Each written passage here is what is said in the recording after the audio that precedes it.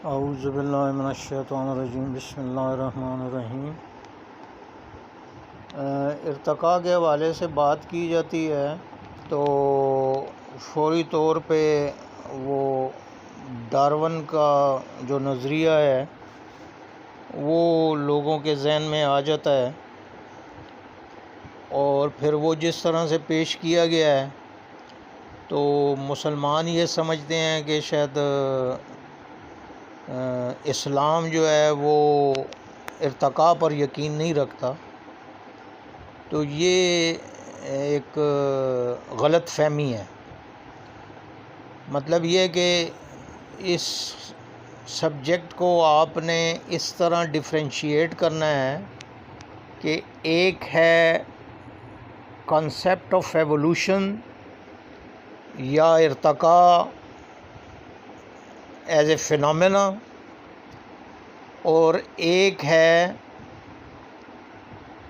Evolution as envisaged and propounded by Darwin, Charles Darwin.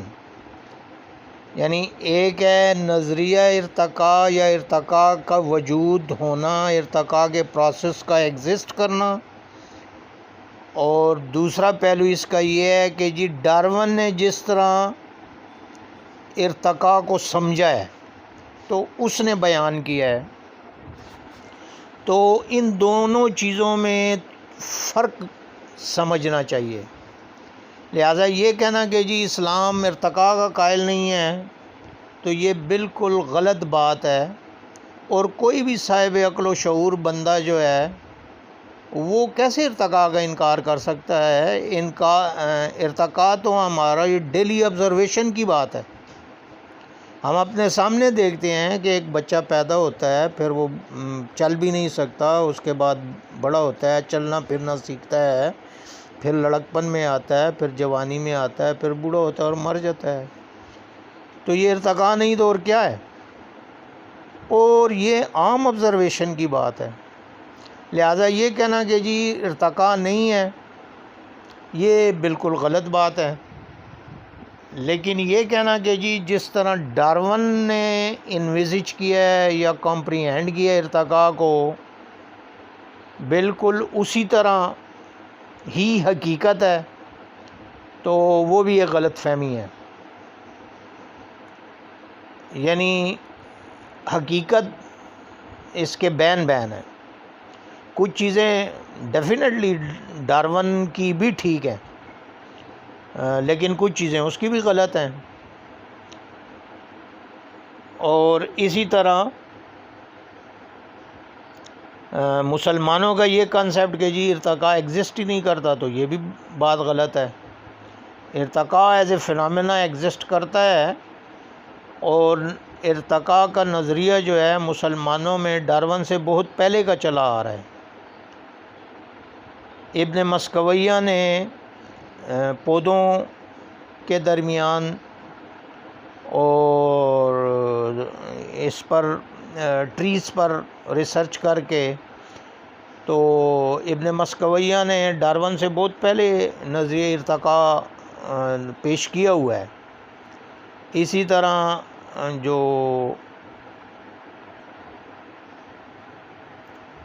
اس کا مولانا روم ہے ایران کا، انہوں نے بھی اپنی مثنوی میں انسان کے ارتقاء کی بات کی ہے، اور یہ ہے اصل ٹاپک قرآن کا۔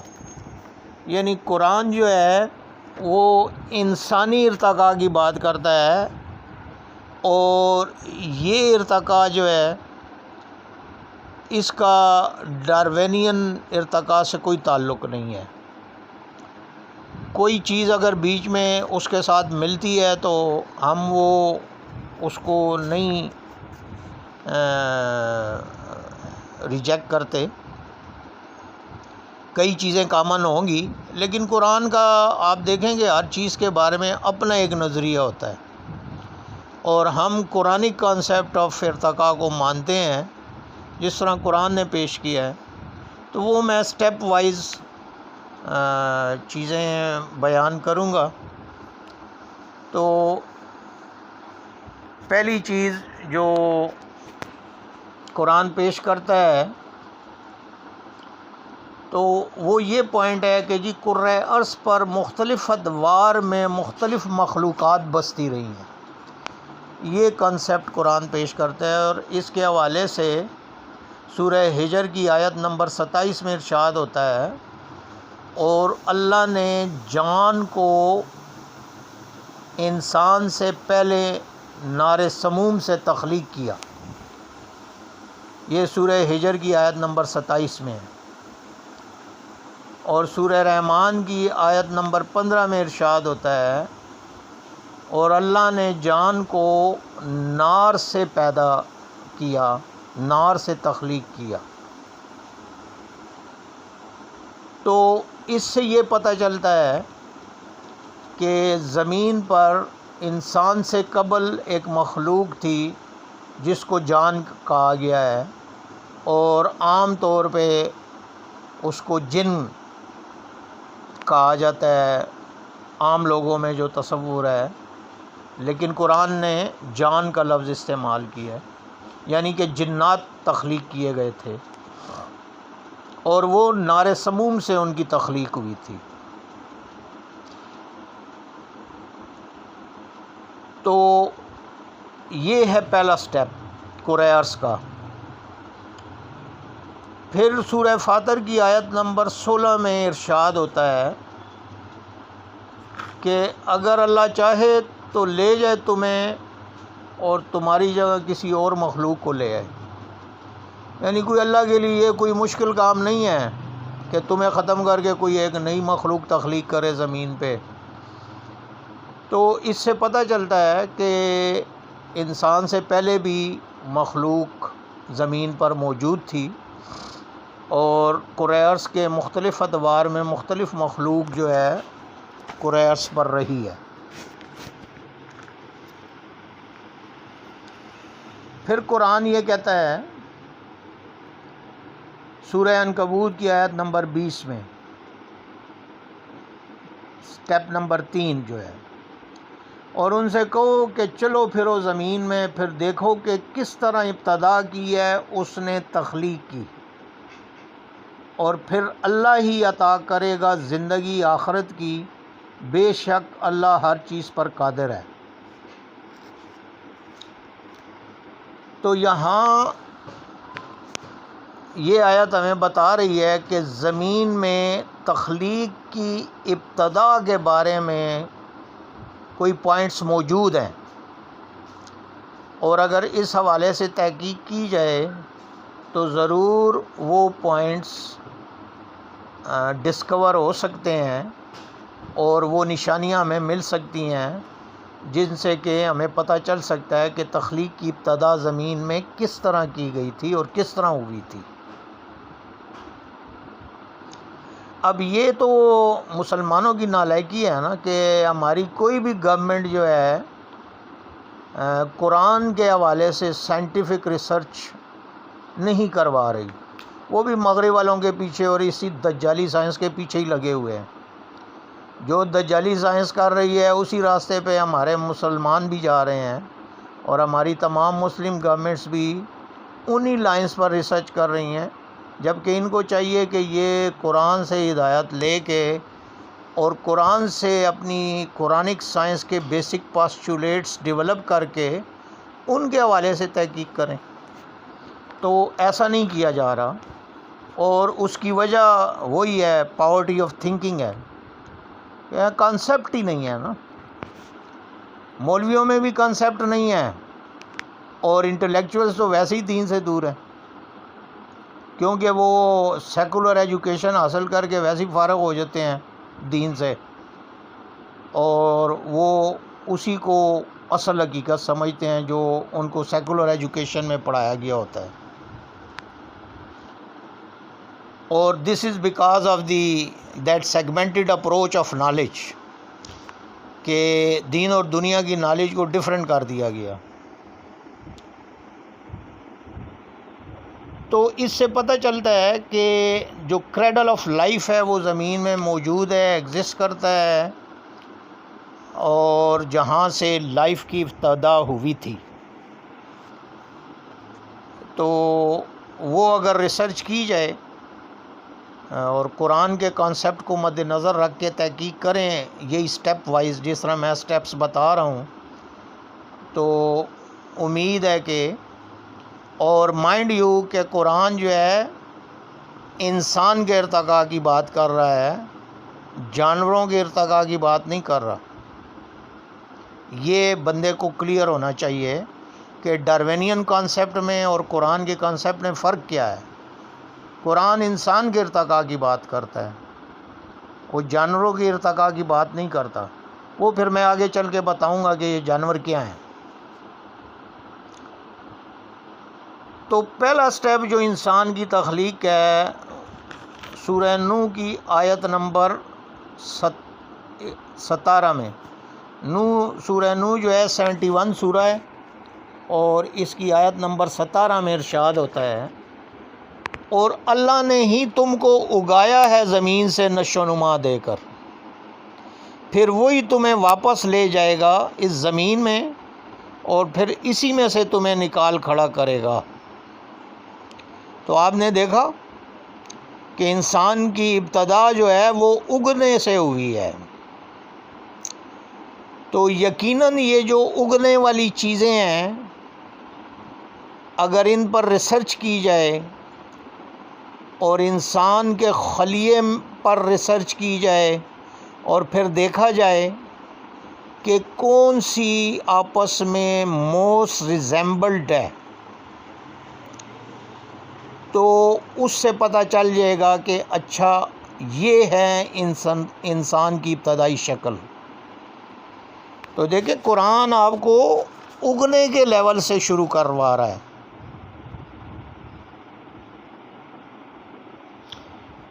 اسی طرح کی آیت سورہ 53 کی آیت نمبر 32 جو ہے، اس میں بھی اسی طرح کا ارشاد ہوتا ہے، یعنی سورہ نجم کی آیت نمبر 32 میں ارشاد ہوتا ہے، وہ خوب جانتا ہے تمہیں اس وقت سے جب پیدا کیا اس نے تم کو زمین سے، اور جب تم جنین کی شکل میں موجود تھے۔ تو یہاں بھی جو عربک میں لفظ استعمال ہوا ہے وہ نبات ہوا ہے، اگنے والا جو لفظ ہوتا ہے۔ تو اللہ کہہ رہا ہے کہ اللہ تمہیں جانتا ہے، جب تمہیں اگا رہا تھا وہ زمین سے اس وقت سے جانتا ہے، اور پھر تمہاری ایک سٹیج آئی کہ جب تم جنین میں بننے لگے، یعنی پہلے جو ہے وہ تم زمین کے بطن میں تم نے ڈیولپمنٹ کی، اور پھر وہ اسی ڈیولپمنٹ کو اسپیس ٹائم کنٹریکٹ کر کے جنین میں وہ چیز ڈال دی گئی، یعنی وہ کیپیبلٹی جنین میں آ گئی کہ وہ جو 6 لاکھ سال کا یا 60 لاکھ سال کا جو سفر تھا ارتقاء کا، وہ 9 مہینے میں بطن مادر میں طے ہو جاتا ہے، کیونکہ اب ایک ریفائنڈ جسم بن چکا ہے، ایک ریفائنڈ نروس سسٹم ڈیولپ ہو چکا ہے، تو اس لیے اب وہی ارتقاء جو ہے 9 مہینے میں پورا ہو جاتا ہے۔ تو یہ ہو گیا 5واں سٹیپ۔ پھر نیکسٹ سٹیپ ہے، اچھا یہی انبتا کا لفظ جو ہے حضرت مریم کے لیے بھی استعمال کیا گیا، اور آپ دیکھیں کہ وہ بڑی مخصوص لیڈی ہیں جو نر کے بغیر، یعنی اپنے جو اپوزٹ جو اسپاؤز ہے اس کے بغیر حاملہ ہوئیں، تو اس کا مطلب یہ ہے کہ ان کے سسٹم میں کوئی اسپیشل چیز تھی جس کی وجہ سے حضرت عیسیٰ علیہ السلام کی برتھ واقع ہوئی، تو اسی لیے ان کے لیے لفظ بھی قرآن نے ڈیفرنٹ استعمال کیا، اسپیشل لفظ استعمال کیا ہے، وَأَنبَتَهَا نَبَاتًا۔ اور یہ سورہ آل عمران کی آیت نمبر 37 میں استعمال ہوا ہے حضرت مریم سلام اللہ علیہ کے لیے۔ پھر چھٹا سٹیپ آتا ہے سورہ انبیاء کی آیت 30 میں قرآن سویپنگ سٹیٹمنٹ دیتا ہے، اور پیدا کی ہم نے پانی سے ہر جاندار چیز، تو کیا پھر یہ ایمان نہیں لائیں گے؟ اب قرآن بتا رہا ہے کہ جتنی بھی جاندار چیزیں ہیں، چاہے وہ نباتات ہیں، حیوانات ہیں، انسان ہیں، یہ سب پانی سے ہی سٹارٹ ہوا ہے۔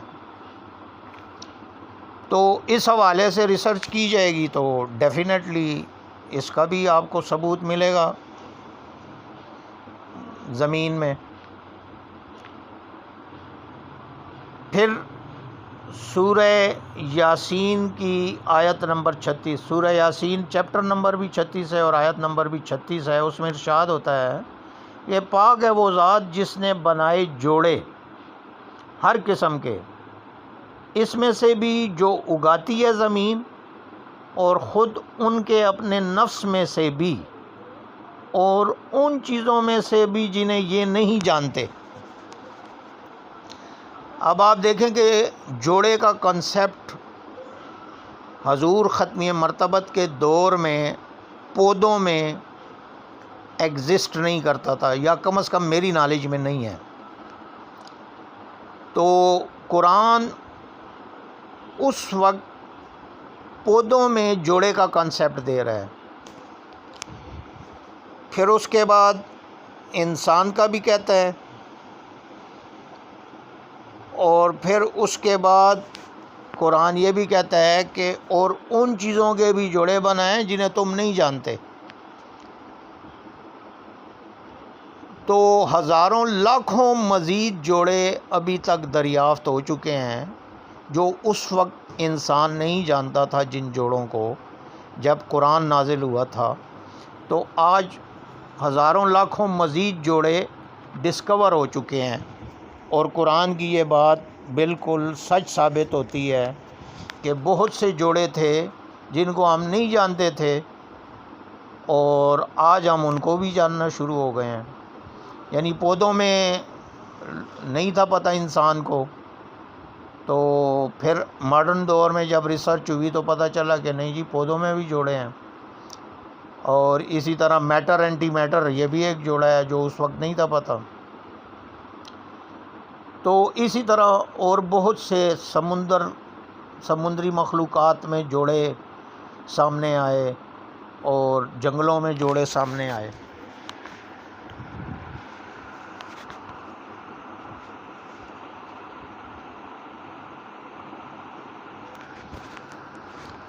اسی طرح سورہ شعراء کی آیت، سورہ شعراء 26 سورہ ہے، اور اس کی آیت نمبر 7-8 ہے، اور اسی حوالے سے یعنی پودوں کے جوڑوں کے حوالے سے ہے۔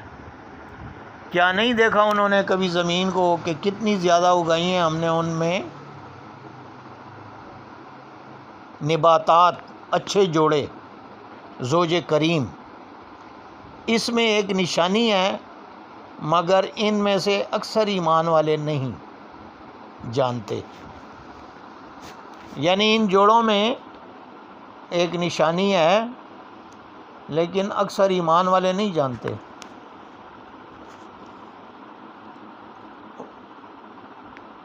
تو اس وقت یقیناً اکثریت ہی نہیں جانتے تھے کہ پودوں میں بھی جوڑے ہوتے ہیں۔ ابن مسکویہ نے جب ریسرچ کی تو اس نے بتایا کہ ہاں جی یہ تو پودوں میں بھی جوڑے ایگزسٹ کرتے ہیں۔ اسی طرح سورہ لقمان کی آیت نمبر 10، سورہ لقمان 31 سورہ ہے، اور اس کی آیت نمبر 10 میں ارشاد ہوتا ہے اور پھیلا دیا ہم نے زمین میں ہر قسم کے جاندار، من کل دابۃ، اور برسایا ہم نے آسمان سے پانی، پھر اگائیں ہم نے زمین میں ہر قسم کے عمدہ جوڑے، زوج کریم۔ پیدا کرنے والا آسمانوں کا اور زمین کا اسی نے بنائے تمہارے لیے تمہاری ہی جنس سے جوڑے اور جانوروں میں سے بھی جوڑے بنائے۔